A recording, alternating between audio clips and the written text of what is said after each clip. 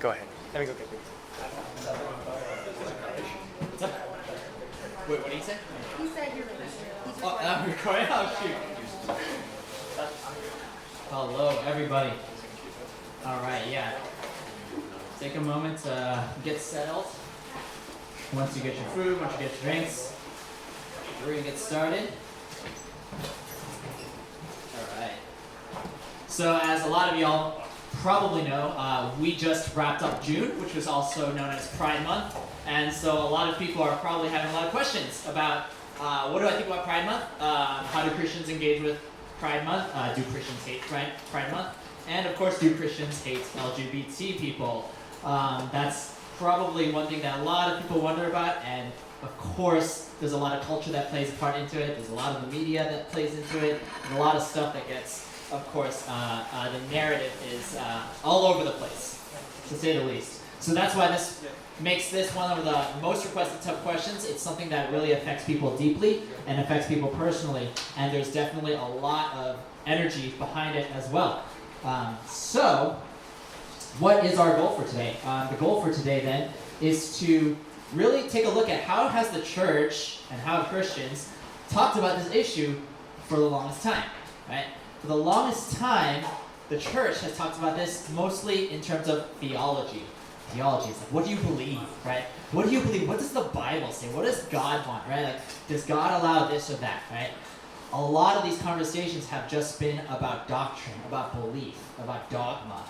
So the goal instead today is to move and expand that conversation. It's not that those conversations aren't important, and we will touch upon that a little bit. Some of y'all are very intellectual here. Some of you like reading the Bible. Some of you like to investigate the scriptures and really academically look at this. But others are just wondering, how do I love my LGBT friend? How do I respond to my friend who posts a status? How do I respond to politics, right? Equality Act, those kinds of things, right? So what's the goal here? The goal is going to be to expand the LGBT conversation from theology to include justice and relationship.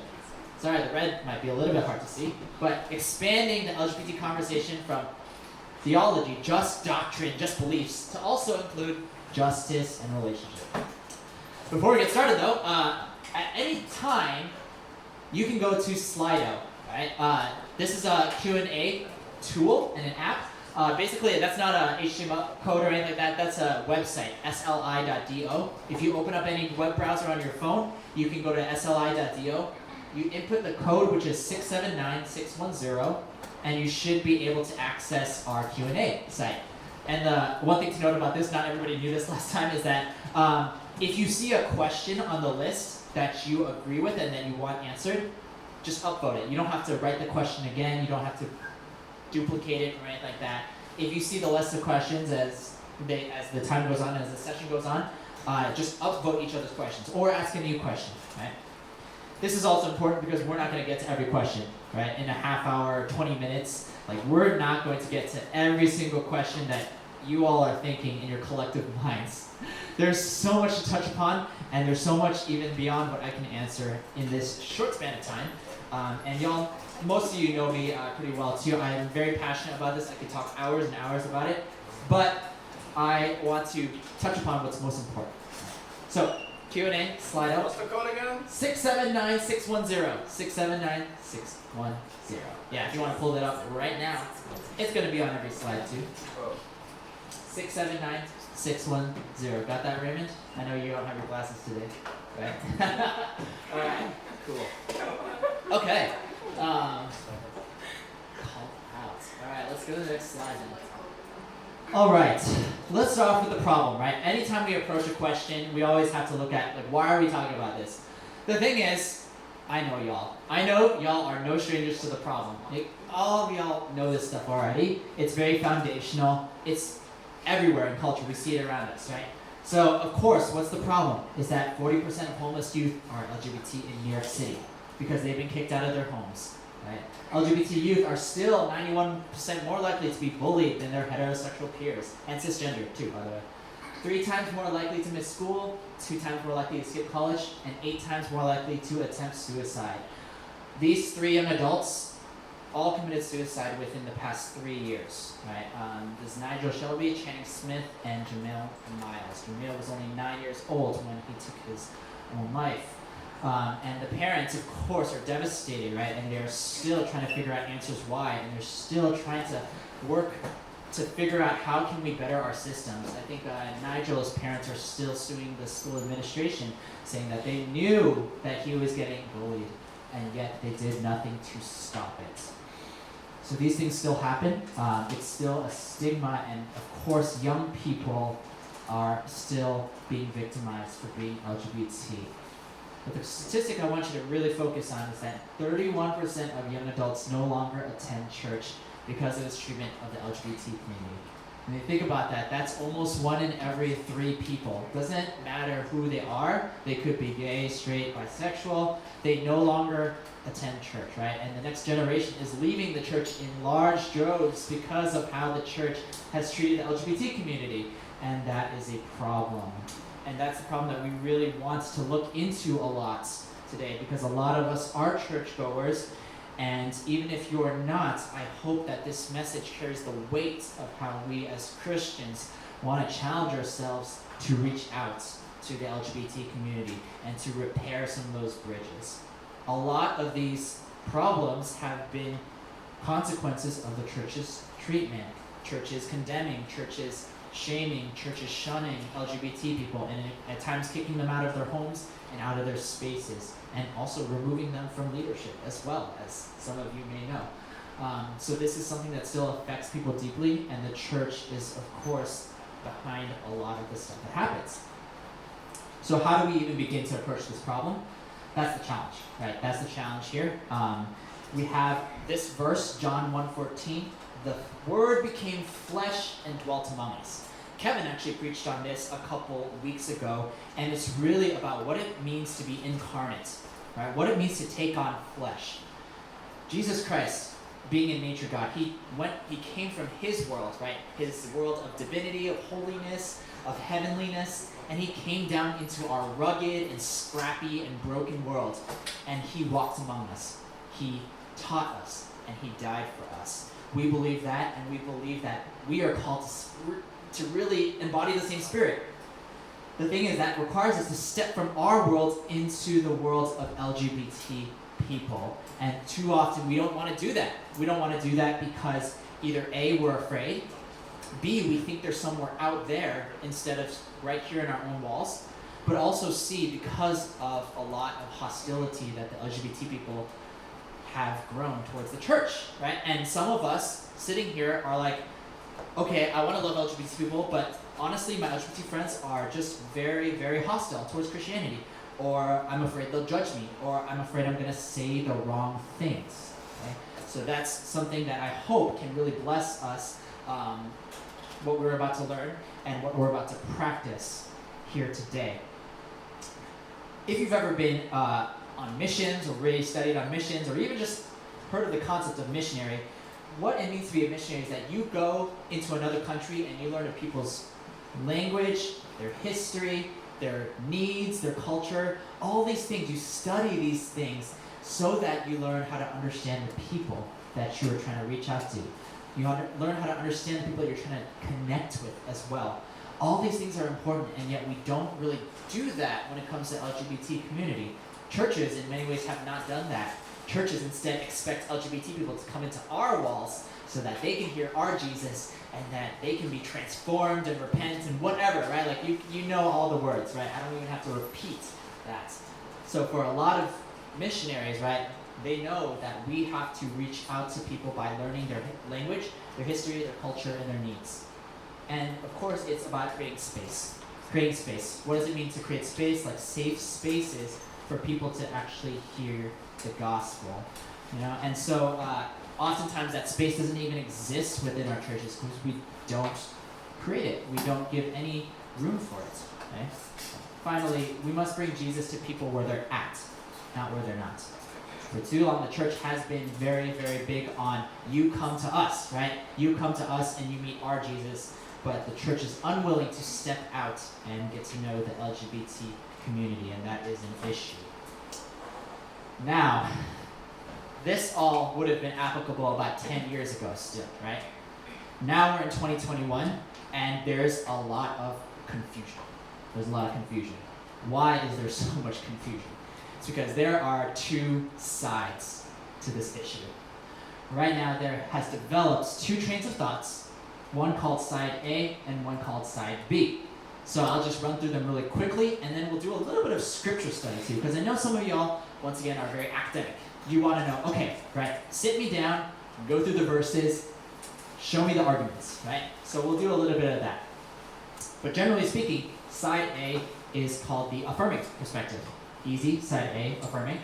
That wants the new progressive strain of thought, and it believes that a loving and committed same-sex marriage is accepted by God. So that means people believe, okay, gay Christian, gay couple can get married, right, by the church, go to church, be just as much Christian as everybody else. Then you have the side B, which is the more longer, traditional, historical view, which is that God created marriage to be between a man and a woman. Right? So this side B perspective is, of course, what has driven a lot of the hostility towards the LGBT community. When misused, the side B perspective has actually caused a lot of harm and damage. Right? Of course, there are very life and whole people who live life to the fullest in both camps too. You know, we probably know some of those people who are in very loving same-sex relationships, maybe not marriages. I feel like you're too young to know too many people like that. But also, we also know a lot of side B people who are okay in their singleness and okay being celibate forever, or marrying somebody of the opposite gender as well. So these are two kinds of sides and two different perspectives. Of course, they disagree with each other on fundamentally whether gay is okay. Now, how do we apply these two perspectives though, right? Here's where we'll get into the theology, but then we'll hopefully expand off of that, right? Okay, so let's just even take the first and most common Bible verse on this issue. Do not lie with a man as one lies with a woman. That is detestable. Leviticus 18:22. Right. You might know this as one of those Old Testament laws, one of those laws from the old books in Exodus that was given to the Israelites. You might know this as just a very archaic rule. So, side A says this. We don't follow all the laws back then. There's a bunch of laws that were given to the Jewish people, like don't mix fabrics, don't have tattoos, don't mix types of meat together, and don't eat certain types of meat. We don't follow all the laws back then, so why should we follow this one? And also, a lot of side A people say that this was also based on the patriarchy back then, right? They didn't allow a man to be more feminine, right? Basically, they didn't want a man to assume the role of a woman, right? I'm not going to explain that, but they basically didn't want one partner in the relationship to be a man and to be feminine, right? So side A believes that, okay, because of that, this law does not have any weight anymore, so God is okay with gay people being in relationships. Then there's a side B perspective that says, hold on, there's still some laws we follow. We didn't throw out all the laws, right? Bestiality, incest, and rape, those are all part of this same chapter, this same section. So there's nothing to suggest that Jesus or God threw out these laws, right? So the side B perspective says, I think this law still has weight to it. I think that God still wants marriage to be between a man and a woman. So two perspectives, two different interpretations. Of course, a lot of it relies on context. A lot of it relies on history. A lot of it relies on even looking at the bigger picture of things. These are the things that we have to do if we really want to study the scriptures. To be fair, and to show that I'm not being partial, I'm going to show one more, and I'm going to start with the side B perspective. This was a little bit long. Alright, so this one is from the New Testament after Jesus. It says, because of this, God gave them over to shameful lusts. Even their women exchanged natural relations for unnatural ones. In the same way, the men also abandoned natural relations with women and were inflamed with lust for one another. Men committed indecent acts with other men and received in themselves the due penalty for their perversion. Very harsh words, but in order to, of course, engage with this in an honest way, we do have to figure out what this means. So, of course, the side B's perspective takes this and okay, this is New Testament, this is after Jesus, so these laws still apply, right? Paul is the writer of this. Paul was known as a great evangelist and apostle for the Christian community. He spread the Christian faith a lot. And Paul says that God created men and women differently by nature. And he intended for this sex difference to come together in marriage. Male, female, sex difference come together. Now, what does the side A perspective reason? Side A says that actually, if you think about this, Paul could be referring only to straight people abandoning their nature as straight men, right? And engaging in sex with the same gender. Of course, people would be like, okay, if a gay person were to marry marry somebody of the opposite gender, it'd be like, oh, okay, are you guys really attracted to each other? Are you able to, do that stuff? Right? Like, people would question it, right? People would be like, oh, that's against your nature. If you're gay, how can you marry somebody of the opposite sex? Same thing here. What side A says is that, hey, straight people, they're not. If you're straight, be straight, right? Right? Don't be gay, right? So basically, Paul is saying that unnatural relations is where straight people basically engage in gay sex, right? Or another interpretation is that it could be about people who are so consumed by lust, like they have a sex addiction, literally, that they're willing to have sex with whoever, right? So basically, the side A perspective is like, you know what? Like Paul's extreme language here is probably applying to very, very perverse and probably excessive acts of sex, right? Like sex addiction and objectification even, right? Like getting into all these perspectives. And that's why side A says, you know what? Paul was probably not referring to a loving, committed, same-sex marriage. Paul was mainly saying the debauchery of his day or whatever was something that God was giving them over to and God was letting them do because they chose to turn away from him. Whew, that was a lot, right? Very academic and very, very interesting and very intriguing, I hope. But it does get more complicated than that. Culturally, it gets more complicated. And I'm not going to show any more scriptures to analyze, but it does get more complicated because there's a lot of questions we still have to answer. Even if you feel that marriage is between a man and a woman, would you still go to a gay wedding? A lot of people ask me that. They're like, okay, Ray, like, I feel like I want to love gay people, but should I go to a gay wedding, right? It's against my convictions, right? So that's a question to answer. Should we vote against gay marriage, right? Okay, should we push our beliefs on one another? What does politics say? Should we get involved? Those kind of things. Should we try to make ourselves straight? Conversion therapy, basically, right? A lot of people ask me, all right, actually not a whole lot of people ask this question nowadays, actually. It's pretty widely agreed that conversion therapy is damaging and harmful and traumatic.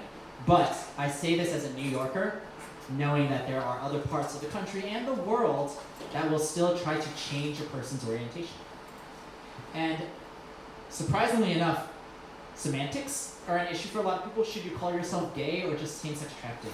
You will not believe how many people split, divide, and demonize each other over this last question. Like literally, whether you call yourself gay or same-sex attracted. It really will divide people, and a lot of people will say oh, you're a sinner if you do this or that, right? So, in the side B perspective, there's still a lot of disagreement. You could agree with everybody at your church about side B, but still disagree on all of these things. Within the side A's perspective, there are other things, right? Is sex before marriage okay, right? If you believe that, God is okay with same-sex marriage, do we believe that also sex before marriage is good? Are interfaith relationships okay, right? The Christian stereotype of you must marry another Christian, otherwise it's like a sin to date somebody who's not Christian, those kinds of things, right?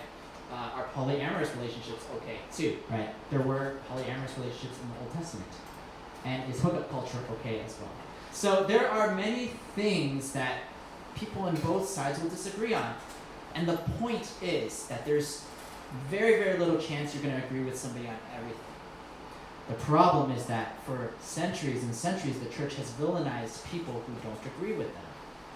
And nowadays we're seeing a similar phenomenon in that whether you're in the church or whether you're in the LGBT community, people demand that you agree with them on every single thing. Otherwise you are a sinner or you're a bigot, right? Otherwise you're evil or you're intolerant. So there's just so much division, and people don't even understand that there's so much nuance to it as well. What's the point? What's the point of all of this, right? Well, that's where I would challenge us. That's where I would challenge us and say, theology is important. Honestly, like all those things that we just talked about are so important. But for most people, the problem with the church is not theology, right? It's really not what you believe, right? For the most part, people don't really know what you believe about gay marriage. But really, it's just a lack of understanding. It's that people talk about gay marriage as if it's some terrible, terrible thing out there. Or people talk about gay people as if they're so perverse, or they're so effeminate, or there's only one way to be gay. And there's a lack of compassion as well. That people do not understand that gay people are still getting murdered. Gay people are still struggling with depression and bullying in their schools, as we've talked about. So there's an issue about injustice, right? We talk about justice, and there's an issue with connection, community, like relationship. Those are the things I want to explore. But I really do want to share, right? Like, when it comes down to it, why would an LGBT person walk into our church? How is Jesus good news for LGBT people? Like, what's that message? And here's where I really want to press in, because I hope that we can all understand that Jesus is good news for LGBT people. The thing about LGBT people is that the LGBT community that I've seen is that they're really, really good at something called chosen family. Something called chosen family. Let's look at a scripture. Somebody goes up to Jesus and they says, your mother and brothers are standing outside wanting to speak to you. This is Jesus' biological mother and biological brothers and sisters. Jesus replies to them, who are my mother and who are my brothers? Pointing to his disciples, he said, here are my mother and my brothers. For whoever does the will of my Father in heaven is my mother and sister and brother. What's Jesus doing here? He's saying that the biological definitions of family are not as important anymore.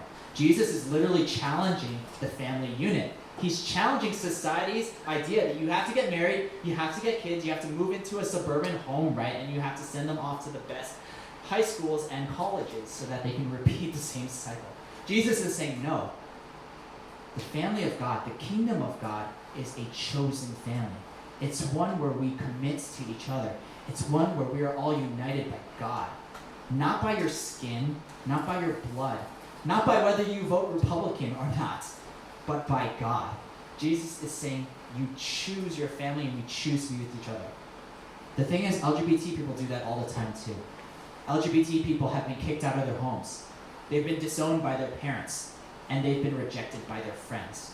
And so LGBT people know that what brings them together, right, is this common experience where you don't have to be my brother or my sister or my sibling biologically in order to be my family. What if the church could be more like that? What if the church could be more like this?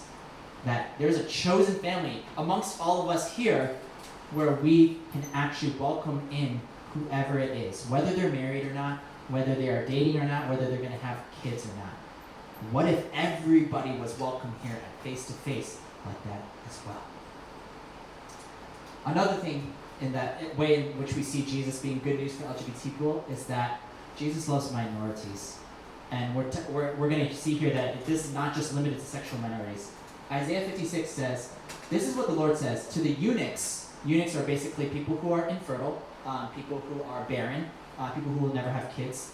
To the eunuchs who keep my Sabbaths, who choose what pleases me and hold fast to my covenant, to them I will give within my temple and its walls a memorial and a name better than sons and daughters. I will give them an everlasting name that will endure forever. Back then, LGBT people, right, if gay marriage was not as common back then LGBT people were even more loved by God. LGBT people were loved by God because God is saying, I will give you a name that's better than family, that's better than passing on your bloodline. I'll give you an honor and a name that is better than any of that. Right? I know society cares about family a lot, right? But I will give you a name that is better.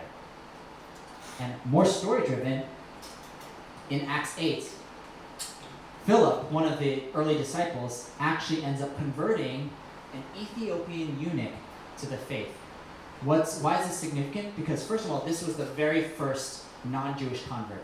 A bunch of Jewish people became Christian right after Jesus, but this was the first non-Jewish convert. And who was he? He was Ethiopian, so he was black. He was an ethnic minority. He was also a eunuch, so he was barren. The very first non-Jewish convert to Christianity was an ethnic minority, and he was a sexual minority.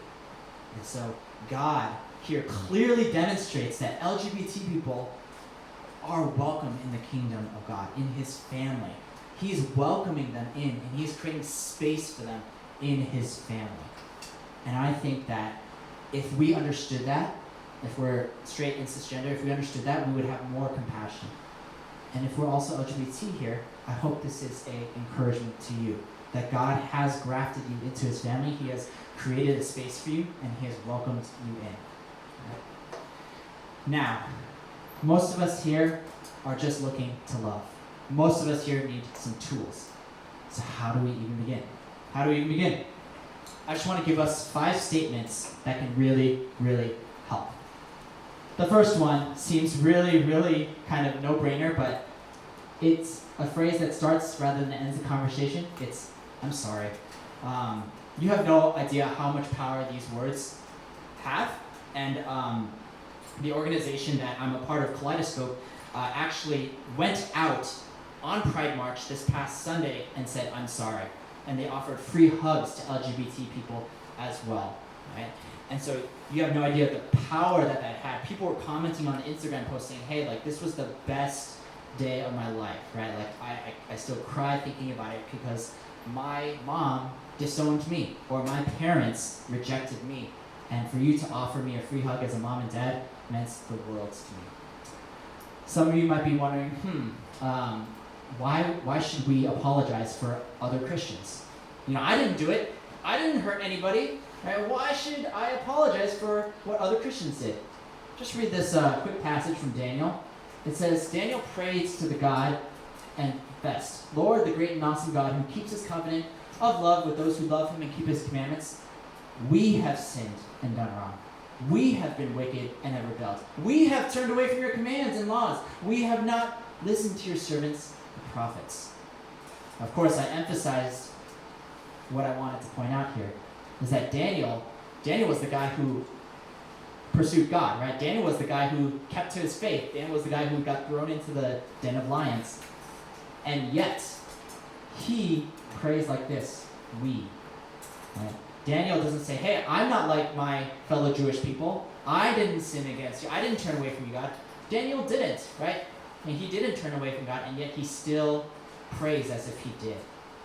Daniel apologizes on behalf of his Jewish brothers and sisters and siblings. Daniel apologizes on behalf of his people.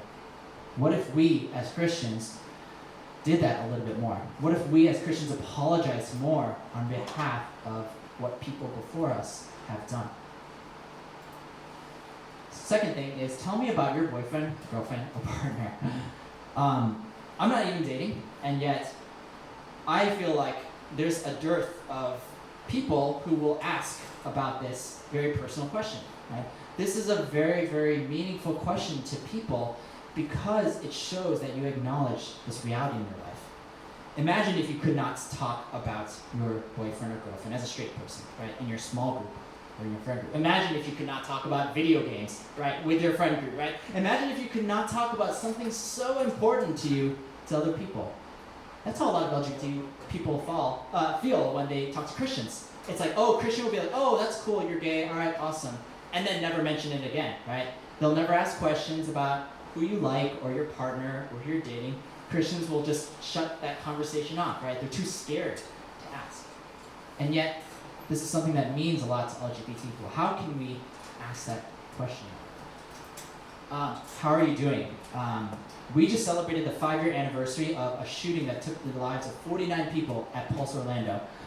There's a memorial for it. There was events that commemorated it, and President Biden made Pulse a national memorial. a lot of people were grieving this year. A lot of people were observing the 5-year anniversary. When we ask LGBT people, how are you doing? We see their pain. We see their hurt. And we enter into that with them. For a lot of people, this year was really hard for them. And, it shows compassion to ask them how they're doing.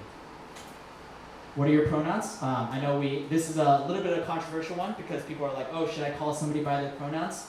But we have to remember that, once again, speaking the language of people means learning their culture, learning their needs. And sometimes asking this question as an initiative really means a lot, right? I was invited to this random college that I didn't know at all. Somebody introduced me to their friend. I could tell that they were genderqueer, or that they were not, did not identify as the gender that they were assigned at birth. And I just asked them, what are your pronouns? And they really appreciated that to me, right? It was a very random question. It was just a very forward question. I was like, what are your pronouns? And they really, really appreciated it. Next one, this is our friend, actually, Greg Wu. He did a thing with Ally Week, and he says, Jesus calls us to love our neighbor as ourselves, and that's why he's an ally. One of these questions that can be really, really powerful is, what can I do as a Christian to make you feel safe? What can I do as a Christian to make you feel safe? By owning up to our Christian identities, but also owning up to the fact that we need to do better, that can build a really strong and meaningful bridge towards a lot of LGBT people. And I encourage us to start the practice of asking this to our LGBT friends. So yeah, these are some 5 phrases that hopefully will help. I hope that you're able to put them into practice and to just see, right, the bridge that they build towards other friends that you are trying to reach out to and connect with and understand. Really, this is just a principle that I like to abide by: listen, learn, and live life with. Listen, learn, and live life with. I feel like as Christians, we do the first 2 well, kind of, sometimes. The third one we don't always do. We learn about the LGBT community, or we learn about Black people, or we learn about immigrants, but we don't really live life with the people that these issues affect. We don't really walk alongside them. We don't invite them into our homes or into our personal lives. It's easier to just stick with Asian American Christians, right? But how do we actually live life with people who are different from us? These are the questions that I hope we'll be thinking about. And these are the questions that I hope will also bridge that gap between us and our friends. So just 2 practical steps then. 2 practical steps. First of all is to lead with that first word, justice. We talked about justice in relation, right? Honestly, I'm going to say that for those of us who don't know even where to start with justice. Start with apologizing and repenting on behalf of Christians. It really goes a long way, and it really makes you a person that is safe to other people. Volunteer with LGBT homeless shelters. There are so many in the city, more than I could ever have predicted, but I get to learn a lot more about them in the new organization that I'm with right now. Post about LGBTQ injustice or news, right? Show that you're listening. Hey, this goes a long way. We all use social media to some extent in our lives, and so when we share an article, right, oftentimes we're sharing about Black Lives Matter, or we're sharing about immigrants, or we're just sharing about how much we hate Trump.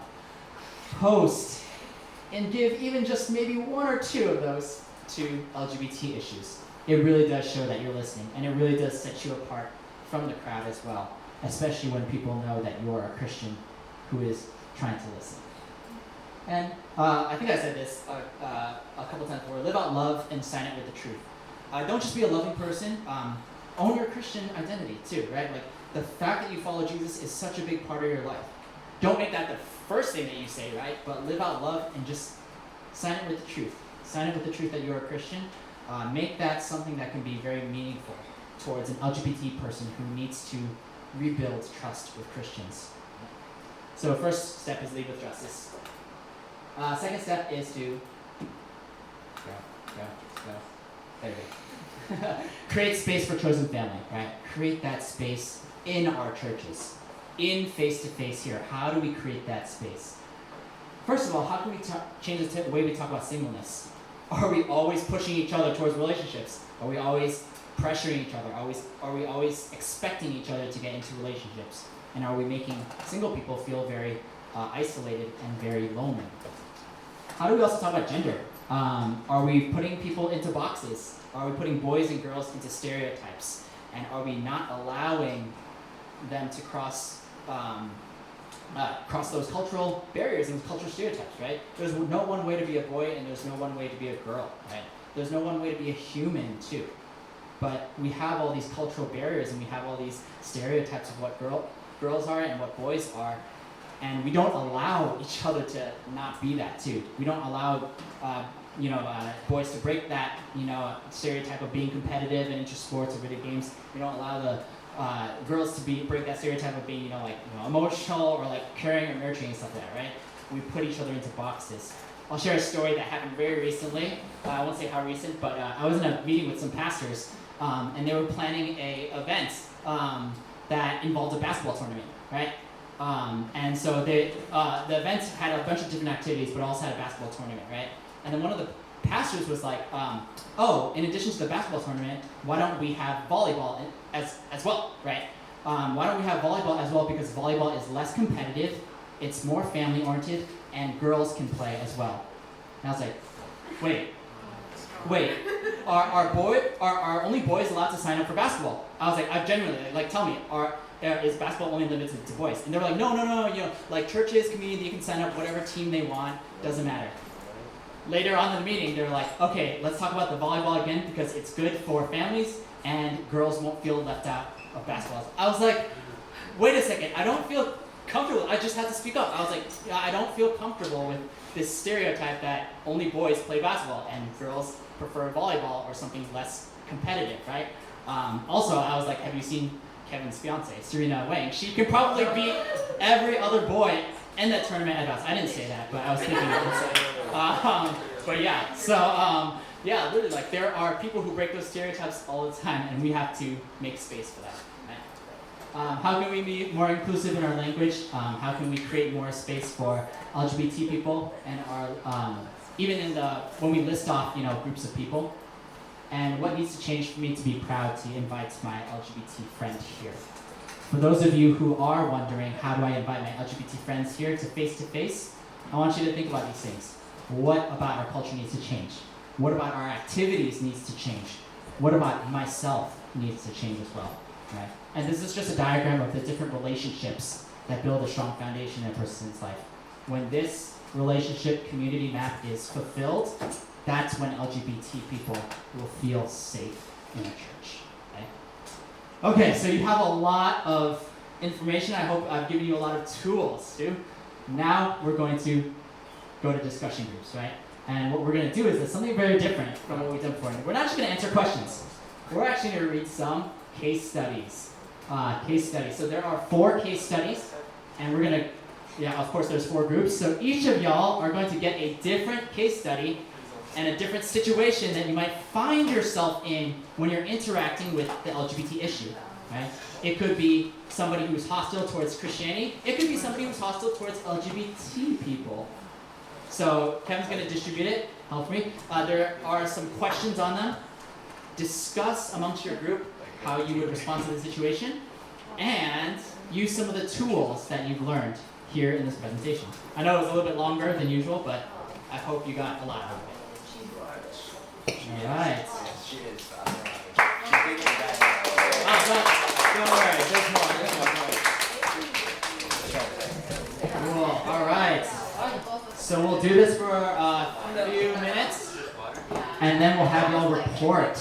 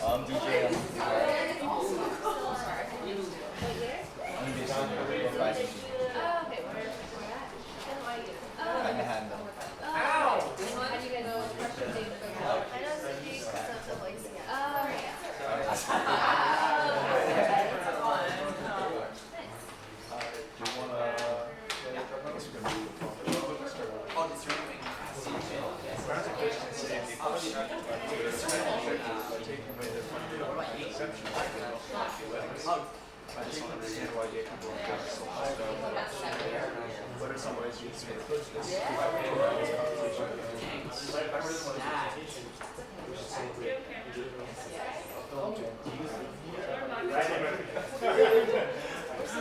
guys got it. Yeah, yeah. Doesn't matter which side you leave. Taxes and funding should go into community projects. And then we're gonna all around the community with that. Because I don't know that everybody's responsibility. So I clear up this statutory effect first, and then I ask like, then why are like some people in Christianity like these churches, why are they so hostile? What is it really so hostile there? I just switch the wording here, and then I ask. Ray, is your phone still recording? Is that phone still covered? I like a background question. I don't know if it's recording. So like, you know, like the tax exemption that churches get. Like, where does the money go? So I didn't grow up Christian. I feel like tweeting my Yeah, like no, like where does the money go that the churches get that they don't like that they don't have to pay taxes on? Oh, probably like back in the